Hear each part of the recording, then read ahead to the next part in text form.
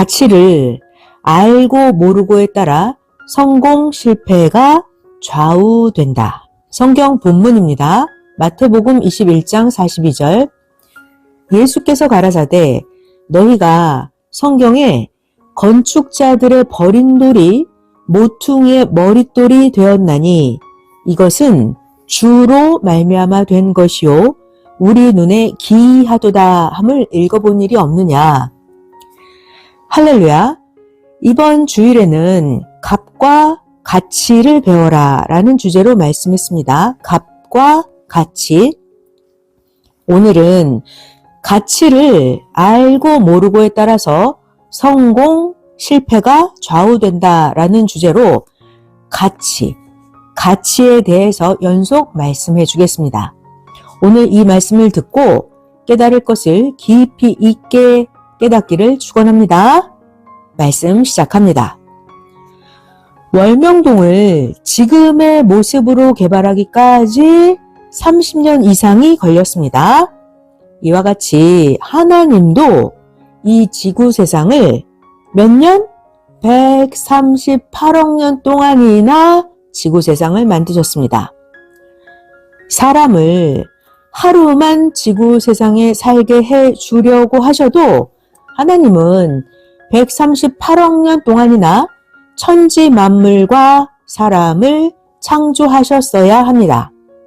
자, 이런 것들을 우리가 다 생각을 하고 매일매일 하나님께 감사하면서 살아야 합니다. 또 잘 들어봐요. 태양빛이 있어요. 달이 있습니다. 이렇게 태양빛과 달과 그리고 지구 세상의 공기, 중력권, 불, 바람, 비, 물 등등 이렇게 수천 가지나 되는 각종의 우리를 건강하게 살게 해주는 것들을 사람이 하루만 쓰게 해주려고 하셔도 하나님은 이런 모든 것들을 138억 년간이나 만드셨어야 합니다. 자, 그래서 여러분들이 우리가 지금 누리고 있는 이 지구세상 만물 우주의 모든 것들의 하루의 값, 우리가 누리는 것의 하루의 값이 하나님이 138억 년 동안 만든 값입니다. 지구 세상에 살고 있는 우리들은 매일매일 138억 년 동안 하나님이 천지 만물을 창조하신 그 값을 돈으로 갚을 수 있어요? 돈으로 갚을 수가 없습니다. 또 하나님은 돈과는 상관도 없으십니다. 하나님은 천지 만물과 사람을 창조하신 목적과 뜻이 있습니다. 이렇게 하나님이 인생과 천지 만물을 창조하신 그 목적과 뜻에 맞게 우리가 살아야 합니다. 어떻게 해요? 오직 우리가 하나님을 최첨단으로 위하고 하나님께 순종하고 하나님을 모시고 섬기고 사랑하고 하나님의 사랑의 대상이 되어서 살아야 합니다. 우리가 이렇게 육신 일생 사는 동안에 하나님을 사랑하면서 살고 우리의 영은 하늘나라에 가서 영원토록 하나님을 모시고 살아야 합니다. 자, 그러니까 이런 것들을 하라고 하나님이 시대마다 인간을 구하라고 하나님은 보낸 자, 사명자를 통해서 말씀하시면서 그 시대마다 차원으로 행하게 하십니다.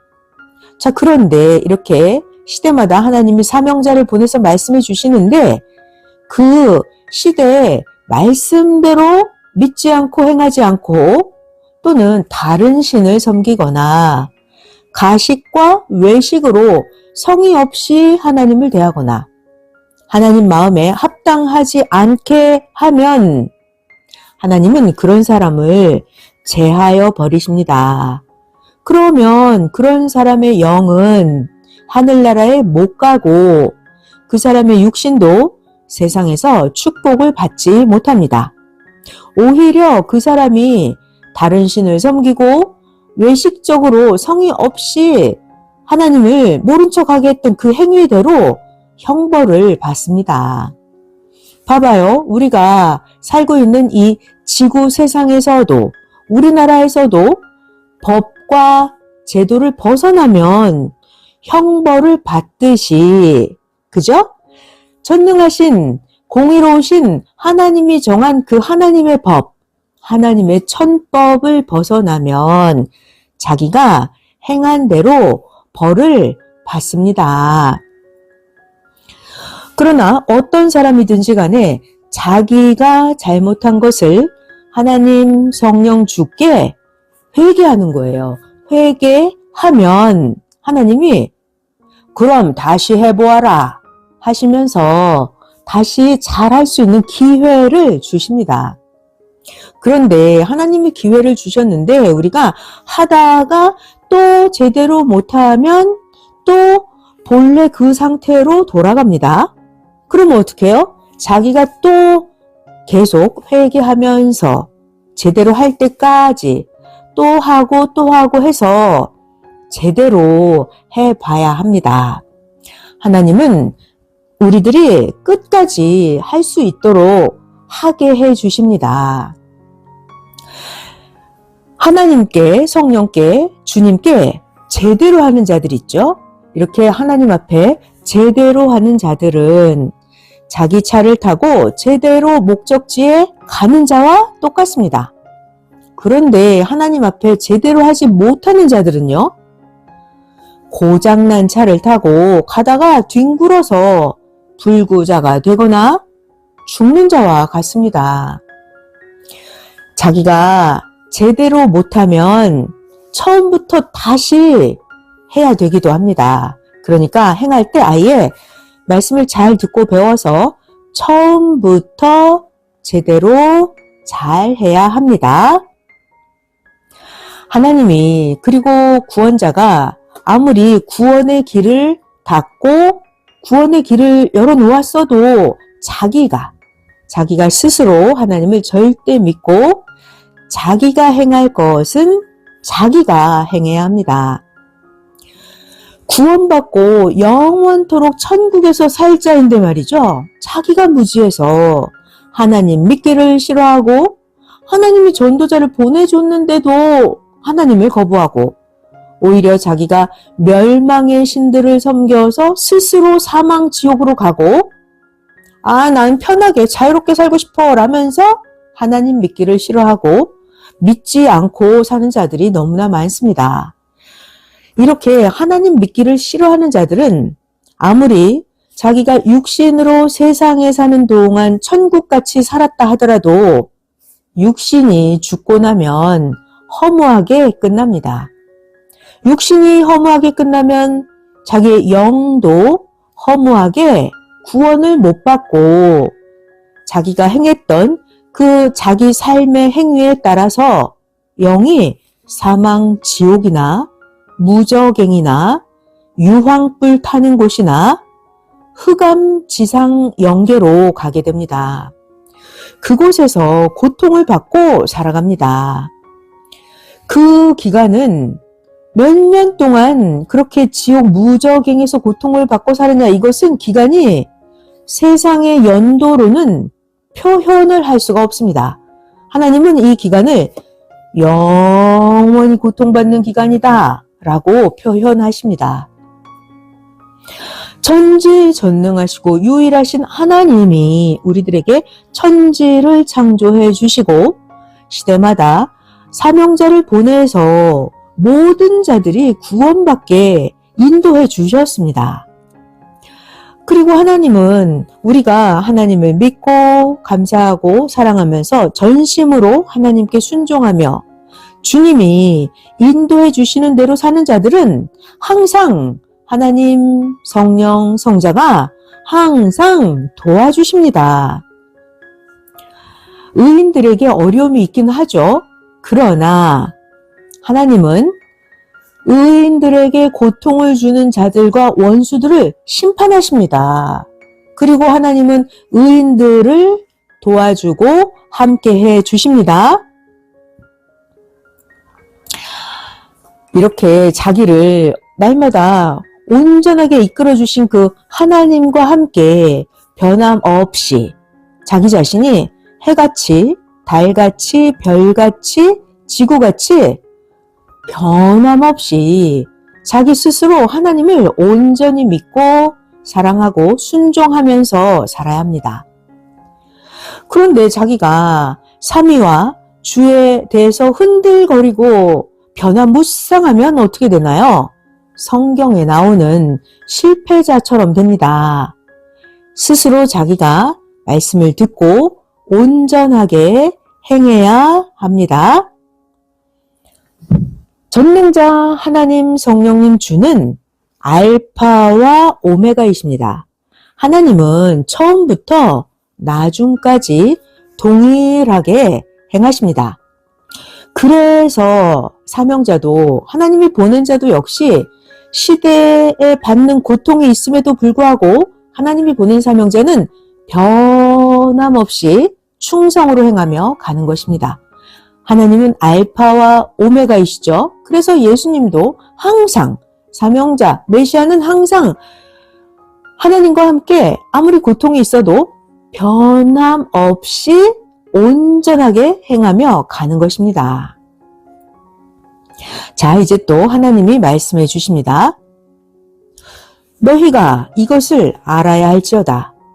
비유가 아니면 근본의 것을 말할 수가 없나니 실제로 그대로 보이면서 말할 수는 없어서 비유를 통해서 난죄라고도 은밀하게 말하는 것이다. 네, 하나님 성령님의 말씀이에요. 잘 배워보겠습니다. 자, 실체 존재물이 있고 비유한 것이 있죠? 그러면 이 실체와 비유한 것이 똑같이 생기지 않았어요. 자, 그런데 이 실체 존재물과 비유한 것은 그런 식의 똑같은 특성과 기능을 합니다. 그래서 그 실체를 그 합당한 비유로 하는 거예요. 자, 가령 자, 이렇게 비유합니다. 그 사람 태양 같다? 라고 비유했어요. 그러면 그 사람이 태양처럼 펄펄 뜨겁다. 태양처럼 그 사람이 끓는다. 이런 게 아니라 그 사람이 태양 같다 라고 비유하면 그 사람의 마음, 행실이 태양같이 빛나고 마음이 빛나고 행실이 빛나고 사랑이 뜨겁다. 이런 표현을 하고 있는 것입니다. 그 사람의 몸이 실제로 태양같이 펄펄 끓는다. 이런 뜻이 아니에요. 자, 그러니까 태양 같다. 이 비유는 그 사람의 마음, 생각, 행동이 빛나고 100% 뜨겁게 행한다는 뜻입니다. 또 그 사람이 성령의 불을 받고 행한다라는 뜻입니다. 자, 또 하나님은 비유로 말씀하시는데 어떤 자를 호랑이라고 비유해서 보여주셨으면 그 사람의 개성이 호랑이같이 그런 자다. 호랑이로 비유했다면 그 사람은 왕 같은 자다. 그 사람은 강한 자다. 이런 뜻이 있는 것입니다. 그래서 호랑이로 비유한 그런 사람은 자기가 잡을 수는 없습니다. 그래서 하나님이 힘센 천사를 보내서 잡아주기도 합니다. 잡았으면 하나님의 지시대로 하면 됩니다. 왕이라 하더라도 말이죠. 어떤 왕이냐? 이것이 중요합니다. 그러니까 그 사람을 향한 뜻은 그 사람을 확인하면서 깨달아야 합니다. 자, 또 하나님이 성경에 예수님도 비유로 돌 비유가 있고 바위로 비유하는 게 있죠. 어떤 사람을 돌이나 바위로 비유했으면 어떤 돌로 보였느냐 이것이 중요합니다. 그 사람이 어마어마하게 큰 바위로만 보였으면 이 뜻은 이 사람은 튼튼하다. 그 사람은 비바람에도 걱정이 없다 라는 의미의 비유 계시입니다. 자, 또 이 사람을 흰 돌로 보여줬어요. 꿈이나 환상이나 계시로 흰 돌로 보여줬으면 예수님이 흰 돌이시죠? 그러니까 흰 돌, 그리스도를 보여준 것입니다. 꿈에 흰 돌을 받았다. 이것은 그리스도를 받았다 하는 계시입니다. 요한계시록 2장 17절에 귀 있는 자는 성령이 교회들에게 하시는 말씀을 들을지어다. 이기는 그에게는 내가 감추었던 만나를 주고 또 흰 돌을 줄 터인데 그 돌 위에 새 이름을 기록한 것이 있나니 받는 자 밖에는 그 이름을 알 사람이 없느니라.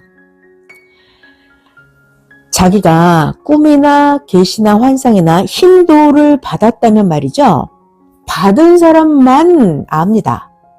주가 받은 그 사람만 깨닫게 해 주십니다.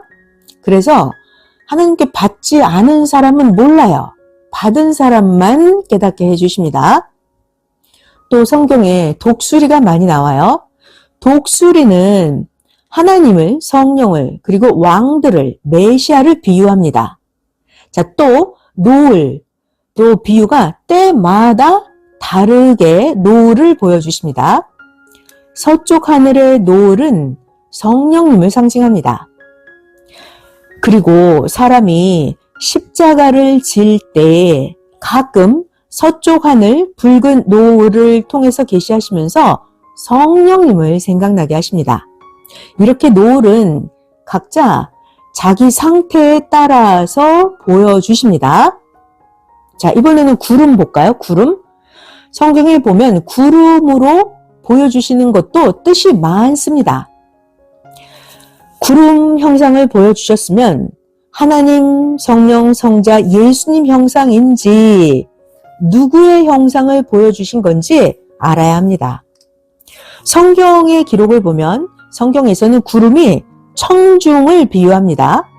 성경에서는 예수님 때 주를 믿는 사람들을 구름이라고 비유했습니다. 히브리서 12장 1절이에요. 이러므로 우리에게 구름같이 둘러싼 허다한 증인들이 있으니 모든 무거운 것과 얽매이기 쉬운 죄를 벗어버리고 인내로써 우리 앞에 당한 경주를 경주하며. 자, 히브리서 12장에 이렇게 구름같이 둘러싼 허다한 증인들이라고 말씀하고 계십니다. 하나님은 이렇게 각기 다른 구름 모양으로도 계시를 해 주십니다. 때에 따라서 다르고 형상 모양 따라서 다릅니다. 구름은 비유입니다. 비유. 그러니까 실제로 비유한 것이 무엇인지 주인공 그 실체가 중요합니다. 구름 형상으로 하나님이 보였을 때는 사진을 찍고 나면 그 아까 있었던 구름 형상이 날아가 버립니다. 그 비유한 구름을 보고 하나님 형상이라고 합니다. 영이시니까 안 보이고 하나님께서는 비유로 이렇게 구름으로 보여주시기도 합니다. 하나님은 하늘나라에 계시지만 네 옆에도 있다 함을 믿을 수 있게 보여주시는 것입니다. 그래서 하나님 형상을 구름 형상으로 보여주시기도 해요. 또 그림자와 같은 이렇게 우리가 비유를 통해서 하나님이 계시하시기 때문에 그림자 같은 비유를 통한 그 실체가 뭔지, 실체가 뭔지 실체를 잘 봐야 합니다. 자, 그런데 기성에 신앙하는 사람들은 무지해서 비유를 글자 그대로, 문자대로 성경을 해석하고 말씀을 자기 방식으로 듣고 먹고 말씀을 즐겼습니다. 예를 들면 예수님이 구름 타고 온다 이 성경을 보면서 진짜 하늘의 구름만 쳐다보았어요.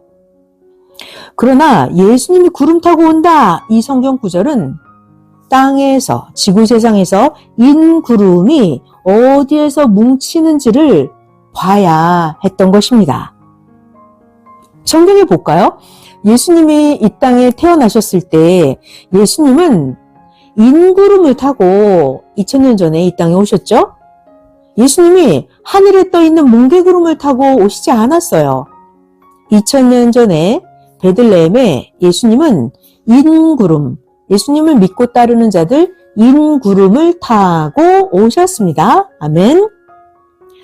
예수님을 메시아라고 믿는 자들, 예수님이 메시아야 이렇게 알고 있는 자들, 그런 사람들을 타고 예수님은 이 땅에 오셨습니다. 예수님을 메시아로 믿는 자, 그 사람들이 깨끗한 구름입니다. 예수님은 마음도 깨끗하고 생각도 행실도 깨끗하고 온전한 예수님을 메시아라고 믿는 그런 사람들, 그런 깨끗한 사람 구름을 타고 오셨습니다.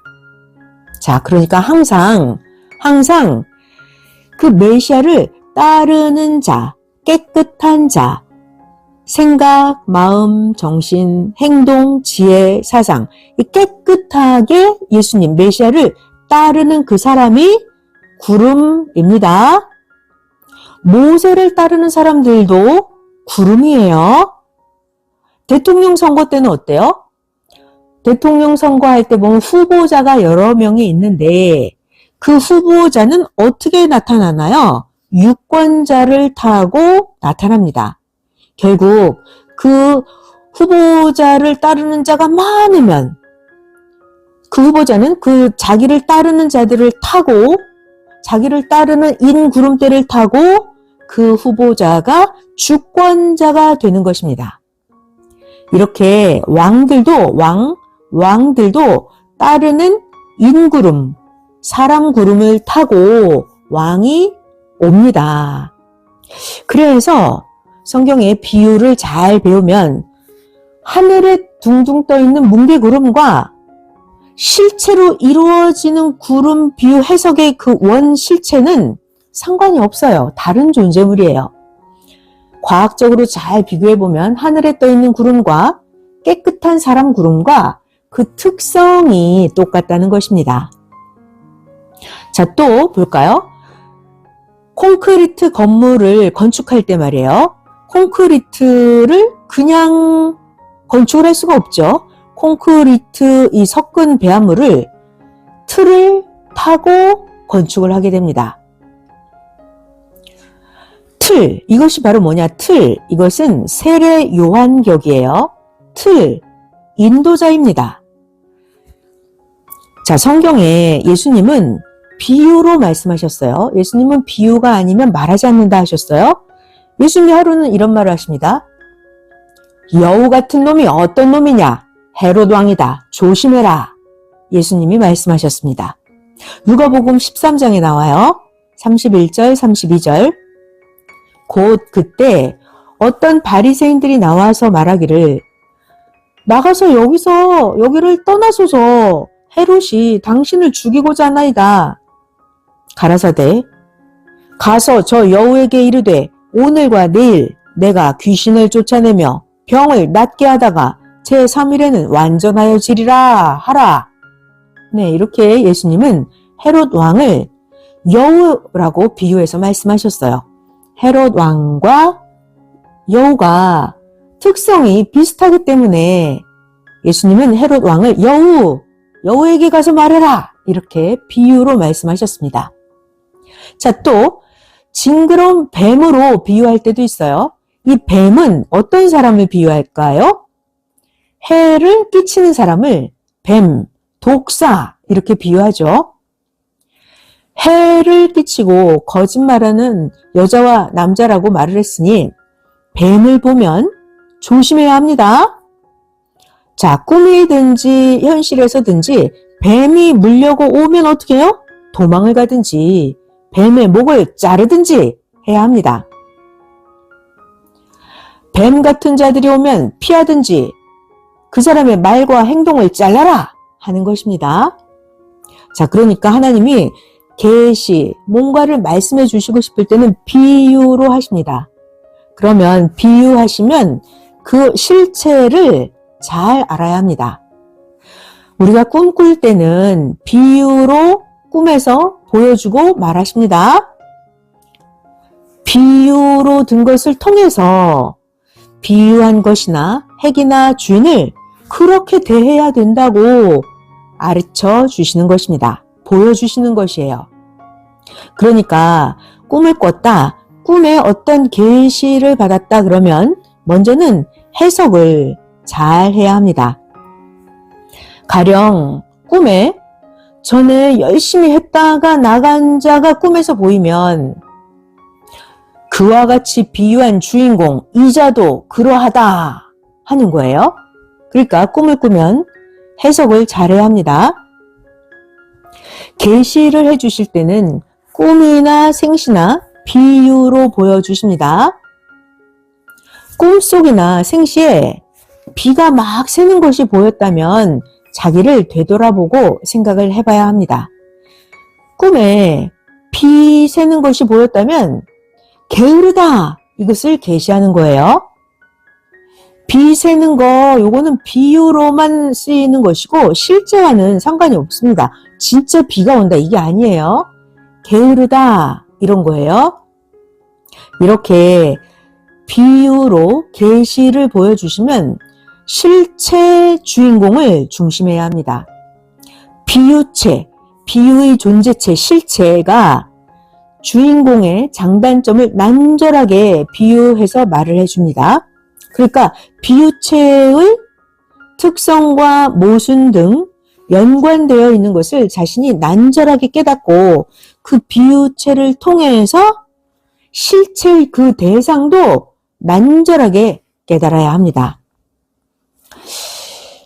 그런데 평소의 사물들을 보통으로만 알기 때문에 본체도 비유로 든 것도 제대로 다양하게 모르고 선악간의 장단점을 모릅니다.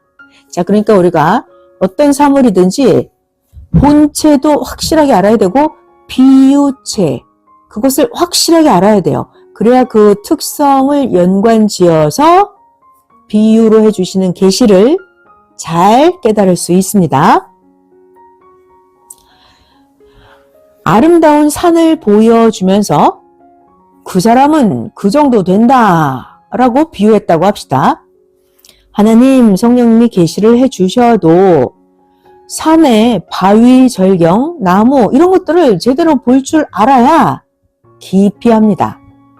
그러니까 꿈이나 실제에서 비유로 보여준 산이나 물건의 모양 형상을 잘 봐야 합니다.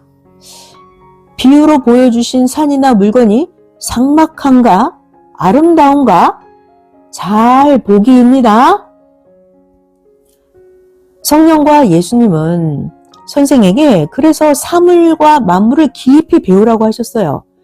사물과 만물을 깊이 배워야 말씀도 깊이 알고 계시를 해주셔도 깊이 압니다. 그러니까 모든 사물들, 만물 정확하게 깊이 알아야 돼요. 그래야 계시를 받을 수가 있습니다. 성령이 주신 선물을 성령같이 진짜 이거 너무 아름답고 신비하고 강하고 웅장하다면서 성령이 주신 선물을 매일매일 기뻐했습니다. 그랬더니 성령께서 계속 또 주셨습니다.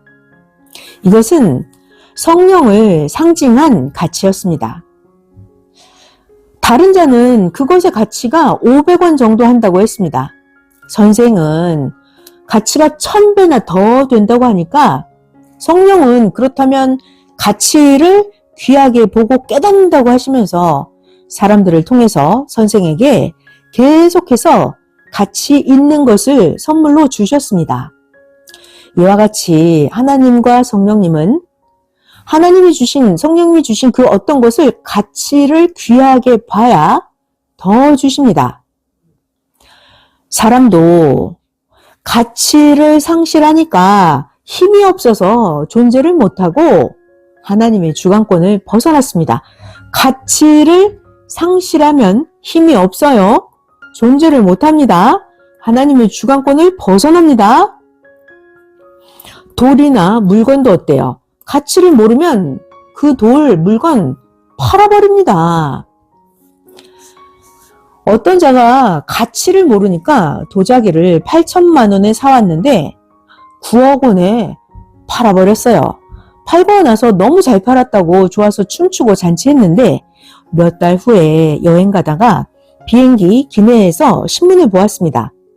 전설의 보물 민족 가보의 감정가가 90억이라는 기사가 나왔어요.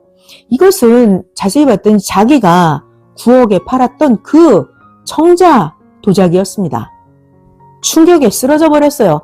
자기는 이 도자기가 9억 정도로만 되는 줄 알고 그만큼 가치를 인정하고 9억에 팔았는데 감정가가 90억이라고 나와 있었던 거예요. 전설의 보물, 민족 가보라면서요. 그래서 이 사람이 깨어나서 다시 기사를 더 읽어보니까 자기에게서 도자기를 사간 그 사람의 사연이 신문에 나와 있었습니다. 이 도자기를 9억에 사간 그 사람의 부인이 남편에게 이거 너무 비싸게 샀다고 남편을 타박했는데 남편이 2달 동안 화가 나서 아니라고 하면서 아유 여보 무지한 말 그만하시오. 이거 20억도 더 나갑니다 했는데 그래도 부인은 보기 싫다고 이것만 보면 밥맛이 떨어진다면서 이 도자기를 악평을 했습니다. 그러면서 상갑 다 못 받아도 좋으니 내다 팔으세요 했는데 남편은 돈을 들여서 다시 감정을 했습니다. 알고 보니까 90억이나 가치가 나가는 국가에서 찾고 있었던 국보급의 전설의 도자기였던 것입니다.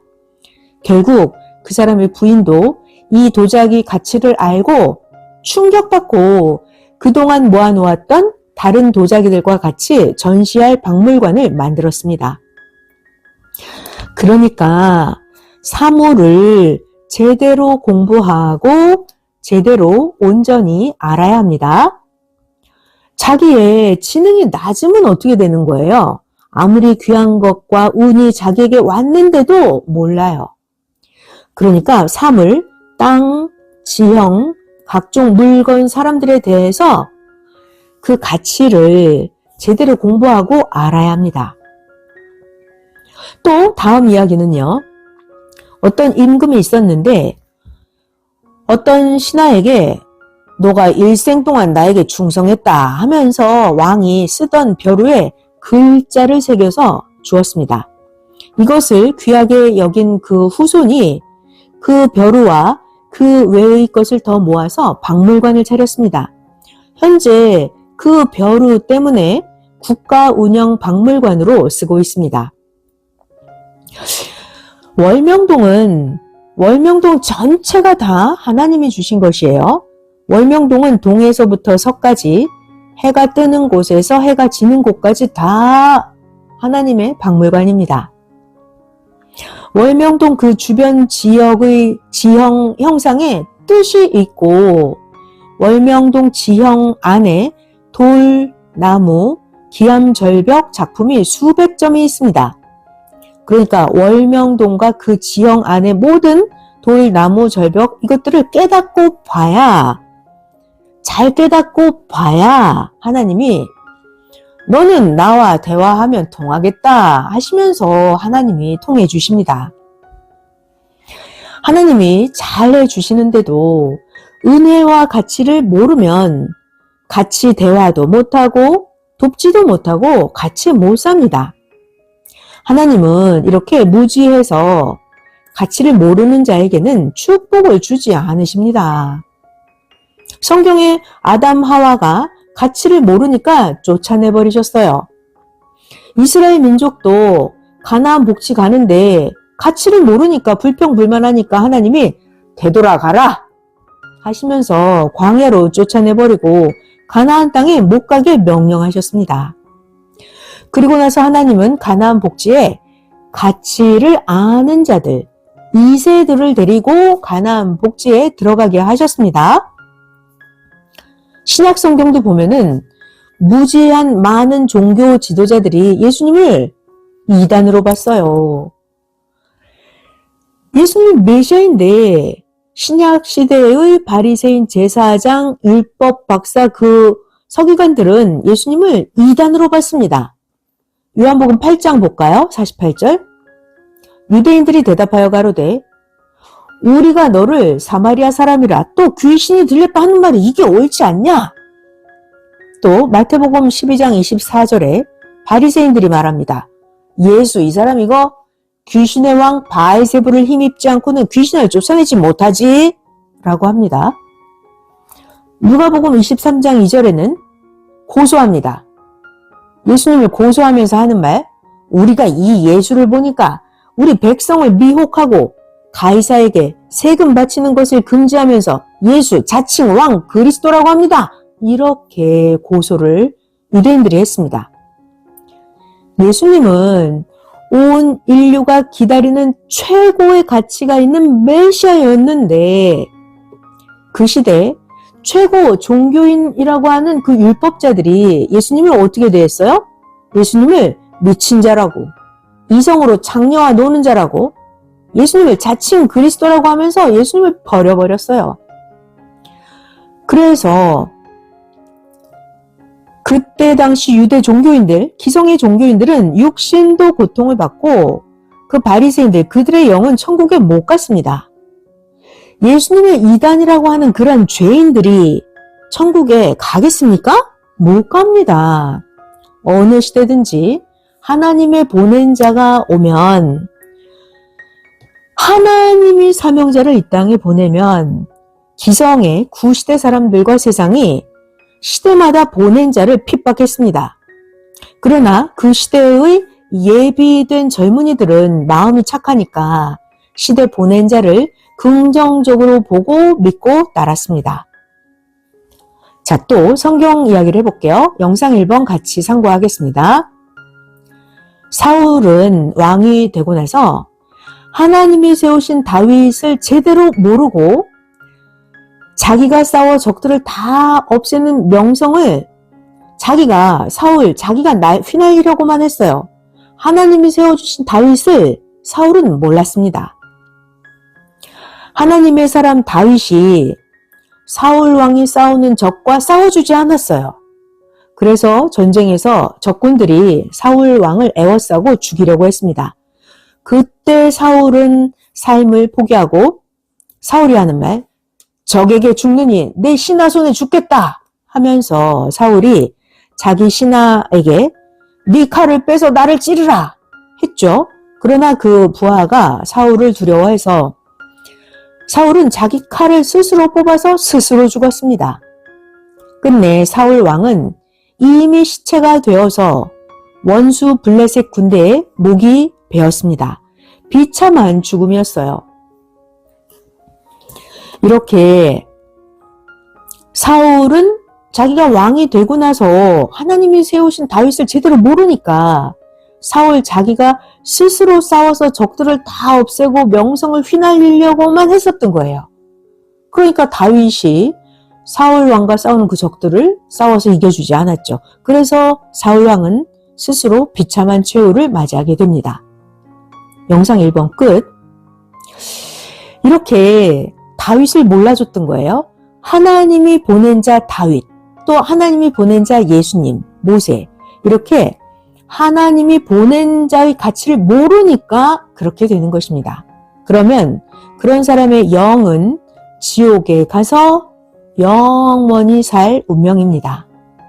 어느 시대든지 하나님의 보낸 자의 가치를 모르면 사울 왕처럼 이렇게 되는 것은 예정된 사항입니다. 자, 또 그 다음 말씀이에요. 책을 쓰는 자가 있습니다. 그러면 이 책 쓰는 자는 글을 쓰고 나서 교정하죠. 교정의 가치가 그렇게도 큽니다. 글을 써놓고 나면 또 보고 해야 합니다. 자, 그리고 또 이 시대에 계시 받는 자의 가치가 크고 받은 계시를 해석하는 가치가 큽니다. 또 성경을 제대로 잘 푸는 가치가 얼마나 큰지 압니까?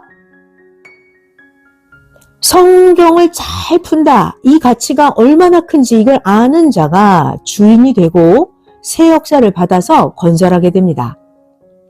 그리고 자기의 생김새의 가치, 자기가 타고난 것의 가치가 그렇게도 큽니다. 또 자기가 받은 사명의 가치가 그렇게도 큽니다. 하나님은 가치를 아는 자에게 주십니다. 권세 있는 말의 가치가 그렇게도 큽니다. 또 깨닫는 가치가 큽니다. 하나님 계시의 가치가 크고 말씀의 가치가 그렇게도 큽니다. 기도의 가치가 정말 그렇게도 큽니다. 찬양의 가치, 감사의 가치가 정말 큽니다. 하나님이 기뻐하는 형제들과 화평하게 사는 가치가 그렇게 큽니다. 서로 분쟁하지 않고 하나 되는 가치가 아주 큽니다. 자, 그리고 잘못이 있을 때는 스스로 회개하는 가치가 아주 큽니다. 회개하면 의인이 됩니다. 그리고 자신의 모순을 고치는 가치가 아주 큽니다. 잘못된 성격을 고치는 그 가치가 그렇게도 큽니다. 이런 것들을 모르면 망합니다. 긍정의 가치가 크고 선평하는 가치가 아주 큽니다.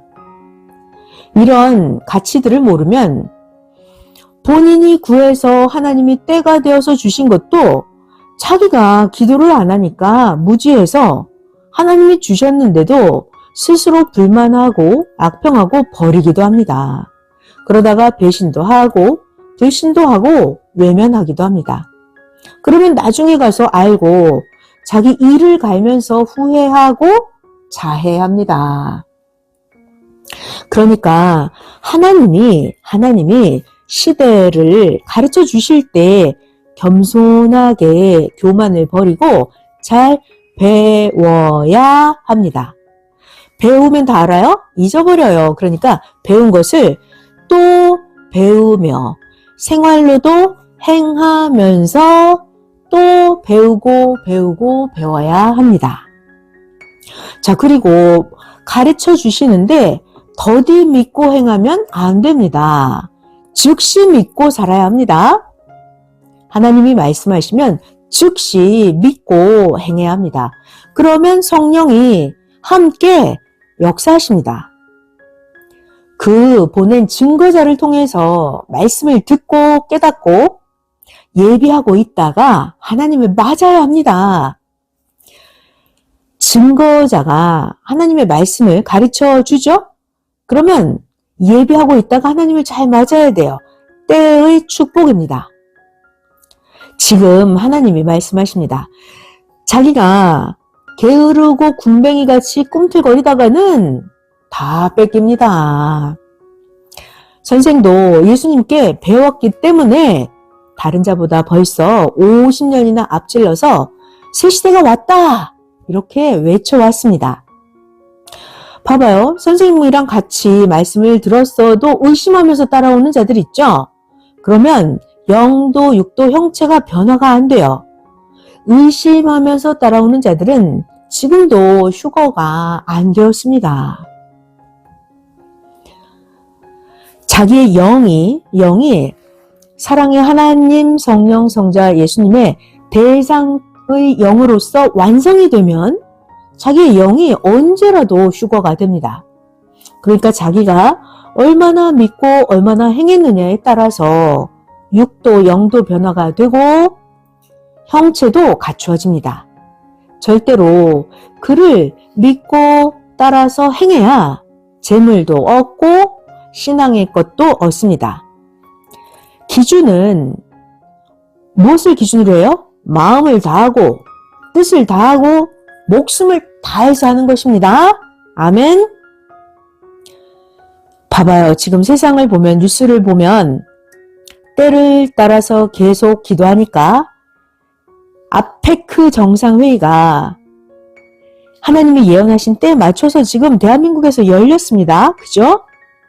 다니엘서 12장 12절에 기다려서 1335일까지 이르는 그 사람은 복이 있으리라 하신 그 예언 2600년 전에 하나님이 계시하신 대로 지금 대한민국에서 이루어지고 있습니다. 하나님은 말씀하셨어요. 너의 민족도, 세계도, 섭리도 2023년도까지 이르면 복이 있는 일이 일어나고 잘 된다고 한 대로 지금 되지 않느냐? 같이 하지 않는 나라, 특히 싸움만 일삼는 나라는 해를 받는다 하셨습니다. 한국에서 이렇게 모임을 하는 것도 표적입니다. 선생은 계속해서 민족과 세계를 위해서 기도했습니다. 여러분 모두도 끝까지 가치를 알고 기도해야 합니다. 성령과 주의 평강을 빕니다.